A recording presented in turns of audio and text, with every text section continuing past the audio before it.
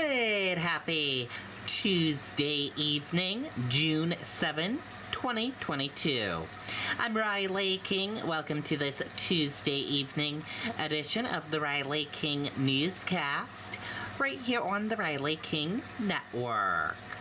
We have a lot of news to get to this Tuesday evening, so let's get started right now. First up, arrest made after man stabbed to death in Nashua apartment building.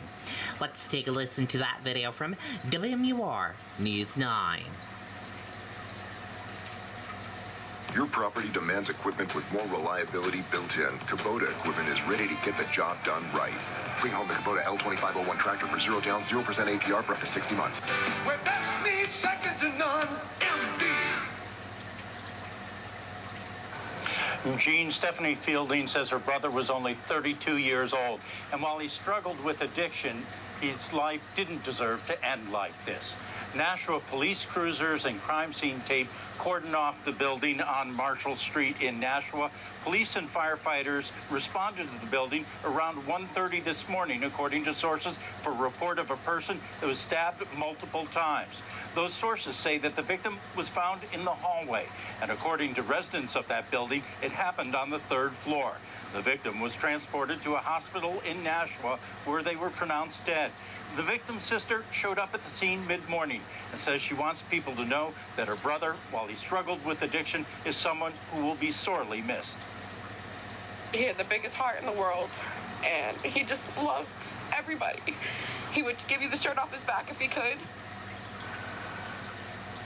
Stephanie Fielding says another reason she came here was looking for answers. The Attorney General's office hopes to be able to provide some more information later this afternoon.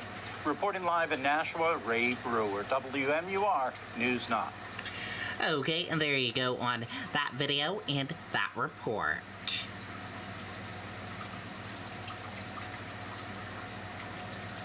Missing New Hampshire girl turns 8 as search for leads continues. Let's take a listen to that video from WMUR News 9. Your property demands equipment with more reliability built in. Kubota equipment is ready to get the job done right. Bring home the Kubota L2501 tractor for 0 down, 0% APR for up to 60 months. Where best meets second to none, MD. Well, Kayla Montgomery was released from the Valley Street Jail tonight around 5:30. News 9 was there, and our cameras were rolling when she was released. Kayla, any idea where Harmony is?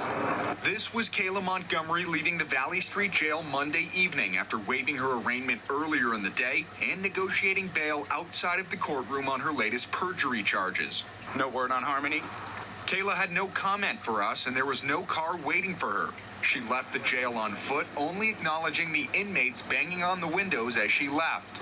Court complaints show that Kayla lied twice while she testified to a grand jury in May, specific to when and where she was working during the window of time that 7-year-old Harmony Montgomery was last seen or accounted for. We'll have to see whether or not the evidence bears out those allegations, but right now she's at a plea of not guilty, and she stands by that plea. Legal expert Patty LaFrance tells News 9 perjury is a Class B felony and carries a maximum prison sentence of 3.5 to 7 years. I think the hardest element is proving that they knew that what they were saying was a lie. So, in that situation, you would presumably be looking for maybe statements she made to a third party indicating that, she lied. Sources tell News 9 investigates Kayla Montgomery was following her bail conditions, including daily check-ins at Manchester Police, where she has to pass by this poster of Harmony every time.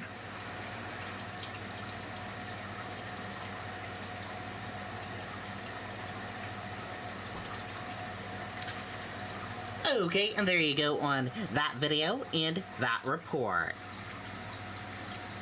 Harmony Montgomery was last seen in late 2019. Hundreds of tips have come in since investigators announced that a Manchester girl had been missing for 2 years, but none have brought concrete answers in the case.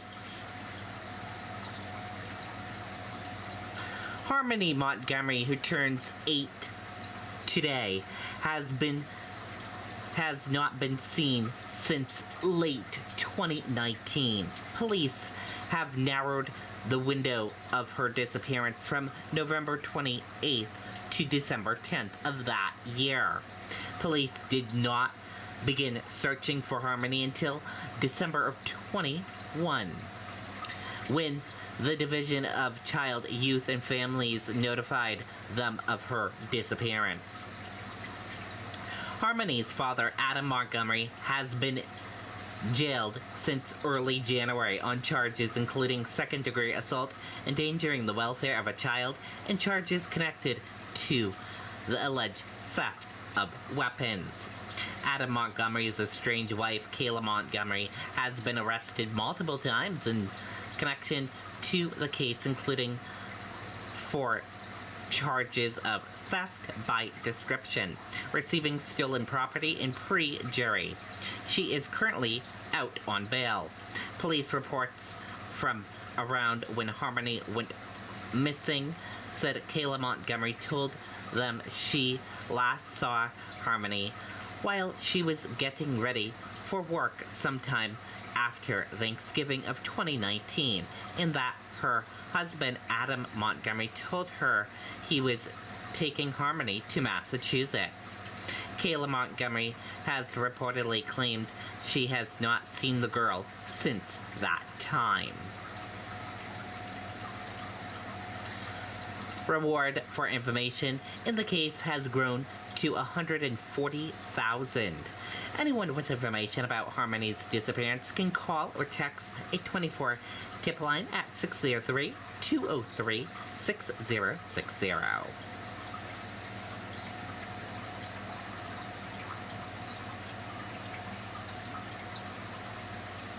Concord man accused of assaulting, endangering the welfare of a 1-year-old.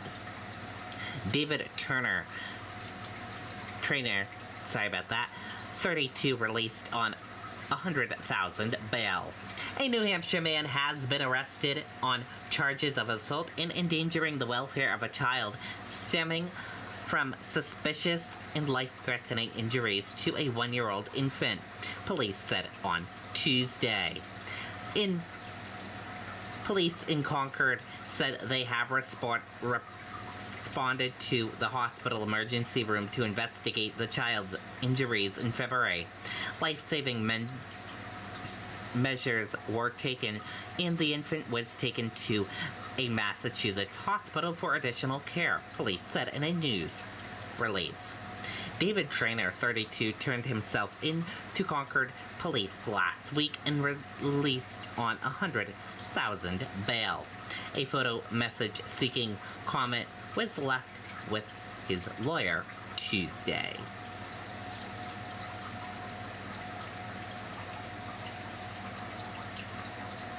Police investigate deadly crash in Ringe. Let's take a listen to that video from WMUR News 9. Your property demands equipment with more reliability built in. Kubota equipment is ready to get the job done right. Bring home the Kubota L2501 tractor for 0 down, 0% APR for up to 60 months. Where best needs second to none. MD.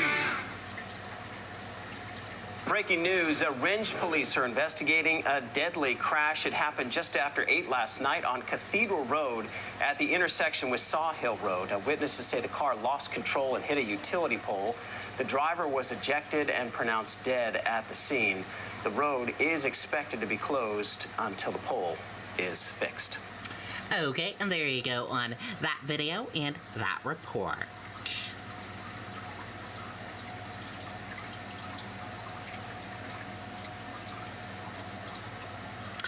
Police release new information in search for Austin woman accused of killing Vermont cyclist.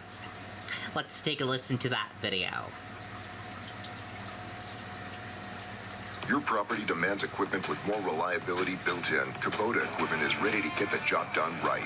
Bring home the Kubota L2501 tractor for 0 down, 0% APR for up to 60 months. Where best needs second to none. MD. We are learning new details about the woman wanted in connection to the death of a Dartmouth College grad in Texas. The U.S. Marshals say Caitlin Armstrong flew out of Newark Airport in New Jersey on May 18th, the day after Austin, Texas police issued a homicide warrant for her arrest. She's accused of killing Anna Wilson last month. It's believed that Armstrong traveled to New York City after the killing. The U.S. Marshals are now offering a $5,000 reward for information leading to an arrest. Okay, and there you go on that video and that report.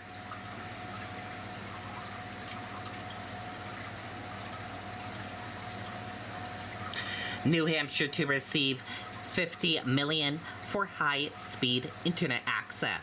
Let's take a listen to that video from WMUR News 9.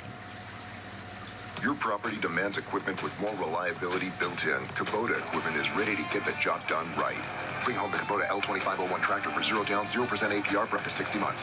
Where best needs second to none. MD. New Hampshire is the first of 4 states that will receive $50 million in federal funding to bring high-speed internet to Granite State communities. The money's from the Capital Projects Fund, which was established through the American Rescue Plan. It's expected to help an estimated 15,000 homes and businesses. We cannot have equal economic and educational opportunity unless all Americans and all regions from urban to rural America do not have access to high-speed, affordable internet service. This is on top of more than $4 million announced by the New Hampshire congressional delegation to improve internet access. Okay, and there you go on that video and that report.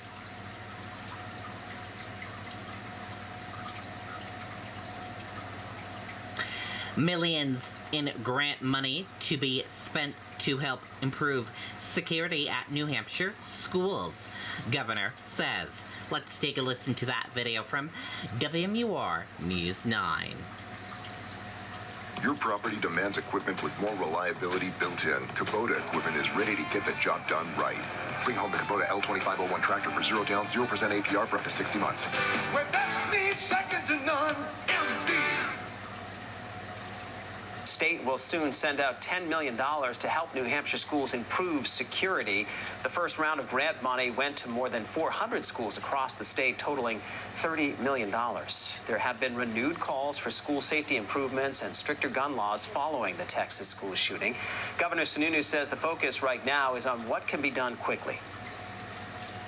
It's not about a can't being part of the conversation. We're just trying to make sure that first we're doing what we can right now in the immediacy, and that is getting funds out, building on a lot of the success that we've had, making sure that our first responders and teachers are trained if there were such a crisis in the school. Applications for the grant money will open to schools in the next few weeks. Okay, and there you go on that video and that report.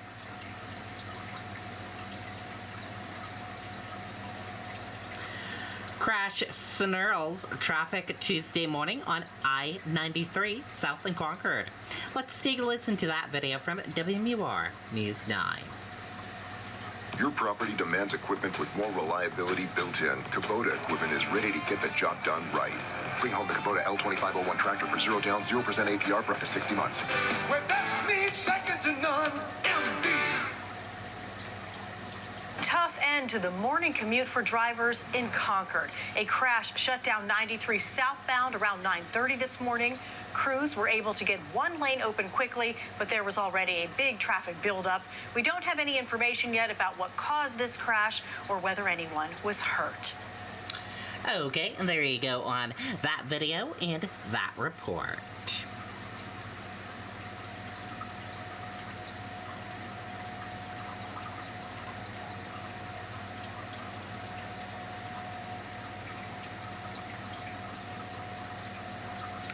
Police officer resigns over a pure evil tattoo.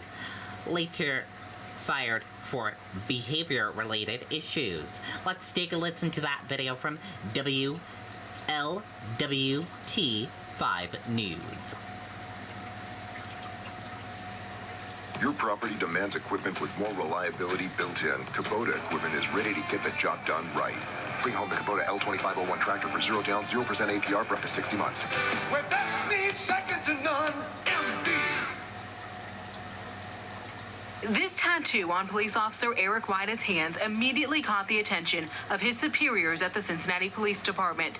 Tatted on his knuckles, the word pure on one hand and evil on the other. Department records show that tattoo in December 2021 got him reassigned to the impound lot to limit his public exposure. Department policy prohibits tattoos on the face, neck, head, and hands. The department says Officer Weida's tattoos are a violation that is ongoing and permanent. A CPD captain wrote in a summary of Weida's disciplinary hearing he showed remorsefulness for obtaining the tattoo and acknowledged a lack of discretion. Weida said the words pure evil should not be observed as one message. Officer Weida did explain to the internal investigation section the words pure evil represented a struggle between good and evil, but an ordinary citizen would not be privy to this directive. The summary goes on to say Officer Weida's message also has the very real possibility to cause extraordinary damage to police community relations, both locally and nationally. A month before Weida got that tattoo, he was counseled for doing a burnout in the District 3 parking lot. His 16-year career in law enforcement includes commendations in 2012 and 2013 for investigative skills in apprehending a suspect with a gun. But his annual reviews declined in 2018 when he was rated as needs improvement, the second lowest rating. Those low marks continued for the next 3 years. In 2020, Weida's attendance was marked as unacceptable, and he was rated needs improvement for community partnerships, complying with policies and procedures, customer service, grooming and dress, teamwork, work product, and patrol practices. All right, Weida was fired on April 27th for insubordination and failure of good behavior. He has appealed the decision to fire him, filing a grievance through the FOP. Now, we could not reach Weida for comment tonight, but FOP President Dan Hills did release a statement to us, writing, the FOP represents all Cincinnati police officers when they participate in the grievance process outlined in our collective bargaining agreement. Every officer is entitled to a fair hearing, and that's what will take place here. Reporting live at District 1 headquarters, Jatera McGee, WLWT News 5. All right, Jatera, so obviously there's options when you get something like a tattoo. Do you know if a former officer considered having that tattoo removed in order to keep his job? Yeah, according to those police records that we obtained during the disciplinary hearing, Weida was asked if he was willing to remove it, and he said he was not due to the cost of cosmetic surgery. Jatera McGee reporting live for us at police headquarters. Jatera, thank you so much. Okay, there you go on that video and that report.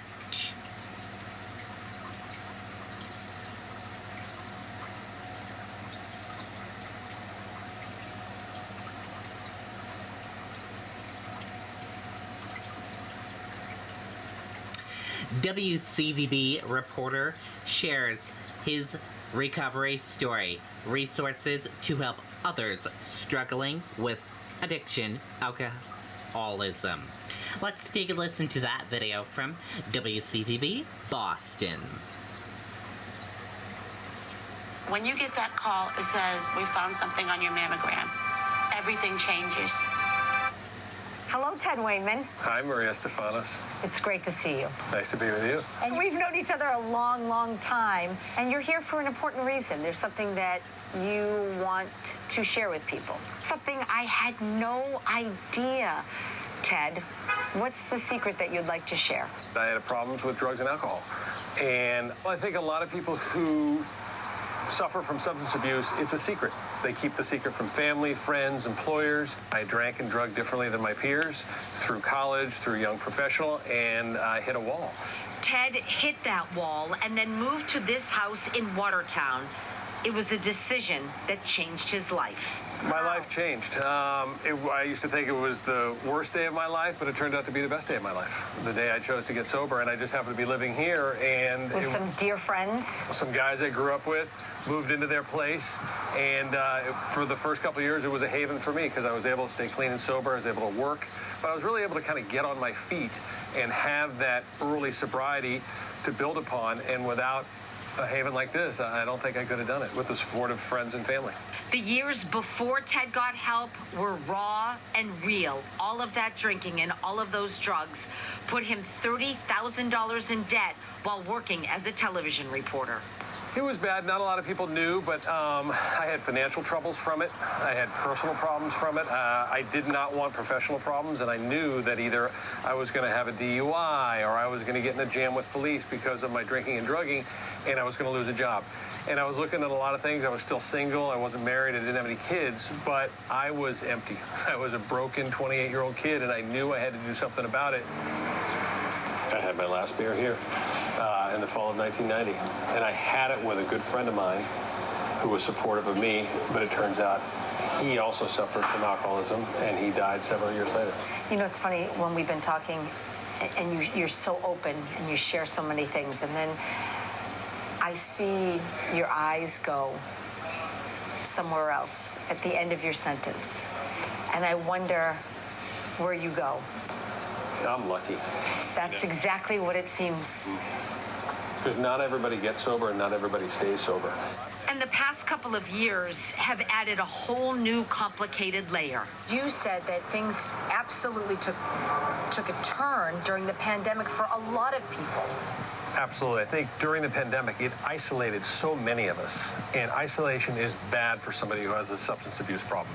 You tend to be alone, drinking more, drugging more. And I saw it because I work with a lot of people in recovery, and they saw the numbers of people that needed to help skyrocket. And that's why I'm reaching out to others to know that there is hope for recovery, that if I can get clean and sober, anybody can get clean and sober, because there's a lot of recovery resources out there for people, and it changes lives. You're very grateful. Absolutely, because there's a saying, too, in recovery, if I'm going to keep my recovery, I've got to give it away, which means I got to extend my hand or at least be an ear to someone, because I can't hold on this thing by myself. I've got to either extend myself to somebody who's looking for recovery, whether it's a family, friend. There are so many resources out there, and I've seen what happens to people when they are in recovery. It changes their life, and sometimes I look in a mirror because I know it changed my life. Can I extend my hand to you and say I'm so glad that you shared that with me? Thanks, Maria.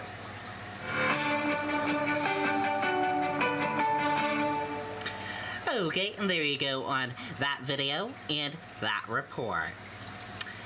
And that is it for this evening edition of the Riley King Newscast, right here on the Riley King Network. Thank you for tuning in and watching. Have a great evening. Good night and goodbye.